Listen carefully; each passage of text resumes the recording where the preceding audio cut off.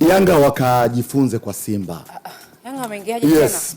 Yanga ndiye aliyekuwa kwenye Champions League ya Afrika. Mpira wa Afrika kwa Tanzania.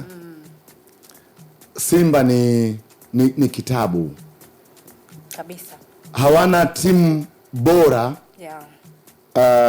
kama ya Yanga, lakini wanakwenda hatua za mbele kuliko hao ambao wana timu bora. Sometimes kuwa na wachezaji bora kwenye kikosi haitoshi. Kuna vitu vingine vya ziada vinapaswa kufanyika, namna ya kuwa motivate wachezaji, kuandaa timu na kutengeneza utamaduni huu wa kufanya vizuri kwenye michuano mikubwa. So Yanga ikiwawia wakajifunze kwa Simba.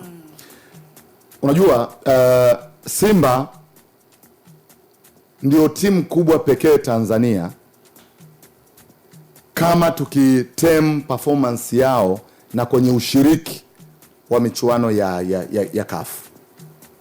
Haijalishi ndani huo wanakwenda kwenye mwendo gani, huwa likija swala la kimataifa, yule ni mnyama kabisa mwingine tofauti. Ukisikia Tanzania tunaongoza kwa kuwa na Simba wengi, huyu uliye mshuhudia leo kwa Mkapa ni sehemu ya Simba tunaowamiliki kutoka hapa nyumbani Tanzania. Huyu ndio mnyama mkali ambaye mimi namjua tangu nimezaliwa. Wasafi Soap, sabuni ya mche kwa matumizi ya usafi wa aina zote. Wasafi Soap, usafi kama wote. Sasa inapatikana Tanzania nzima.